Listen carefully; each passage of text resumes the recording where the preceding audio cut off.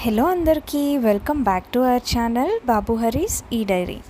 ఇవాళ నేను నా స్టైల్లో సాంబార్ రైస్ ఎలా చేస్తాను అన్నది చూపిస్తాను.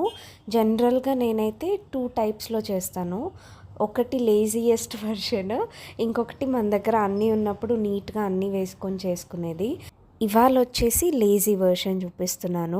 మన ఇంట్లో ఏం మెయిన్ వెజిటబుల్స్ లేనప్పుడు, లేదా టైం లేనప్పుడు, ఫాస్ట్గా ఏదైనా చేసుకోవాలి అనుకున్నప్పుడు, ఈవెన్ బ్యాచులర్స్ కూడా 1 పాట్లో చేసుకునే రెసిపీ ఇది.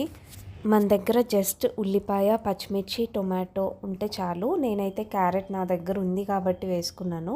బట్ క్యారెట్ అయితే కంప్లీట్లీ ఆప్షనల్, మీ దగ్గర ఉంటే వేసుకోవాలి. లేదా మనం ఇన్ కేస్ ఏమన్నా కర్రీస్ చేసుకొని 1-2 మిగిలిపోతాయి కదా, అలాంటివి మనం జనరల్గా సాంబార్లో వేసుకునేవి అయితే మీ దగ్గర అవి ఉంటే కనుక అవి కూడా వేసుకోండి. సో ముందుగా కుక్కర్లో కొంచెం నెయ్యి, నూనె వేసుకొని అది వేడెక్కిన తర్వాత నార్మల్ తాలింపు గింజలు వేసేసుకొని అందులో మనం ఉల్లిపాయ, పచ్చిమిర్చి వేసుకొని కొంచెం ఫ్రై అయిన తర్వాత క్యారెట్ ముక్కలు అలానే టొమాటో కూడా వేసుకొని విజిల్ లేకుండా కుక్కర్ మూత పెట్టుకొని ఒక 2 to 5 minutes పాటు సిమ్లో మగ్గించుకోవాలి. ముక్కలు కొంచెం మెత్తబడిన తర్వాత కొంచెం ధనియా పౌడర్ అండ్ అలానే మీ టేస్ట్కి తగ్గట్టు కారం కూడా వేసుకొని ఒక 2 minutes ఫ్రై చేసుకోవాలి. ఇప్పుడు మనం తీసుకున్న రైస్ క్వాంటిటీకి మనం జనరల్గా వేసుకునే దానికంటే కొంచెం ఎక్కువ వాటరే పోసుకోవాలి.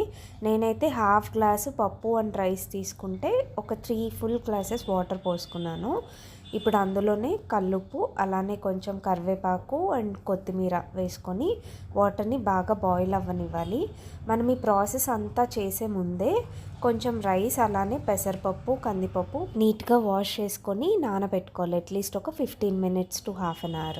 ఇప్పుడు ఆ వాటర్ అంతా బాయిల్ అయిపోయిన తర్వాత ముందుగా మనం కడిగి నానబెట్టు పప్పు అలానే బియ్యంని వాటర్ హీట్ అయిన తర్వాత అందులో వేసుకొని కుక్కర్ మూత పెట్టుకొని ఒక 5 to 6 విజిల్స్ వచ్చేంత వరకు పెట్టుకోవాలి. నాకైతే మొత్తం ఉడికిపోయిన తర్వాత ఇట్లా కొంచెం వాటరీ కన్సిస్టెన్సీలో ఉంది.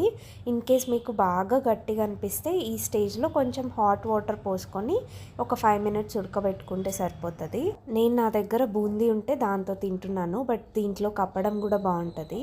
అంతే అండి, మీరు కూడా ట్రై చేసి ఎలా వచ్చిందో కమెంట్ చేయండి. Thanks for watching. ఇలాంటి వీడియోస్ కోసం మా ఛానల్ని సబ్స్క్రైబ్ చేసుకోండి.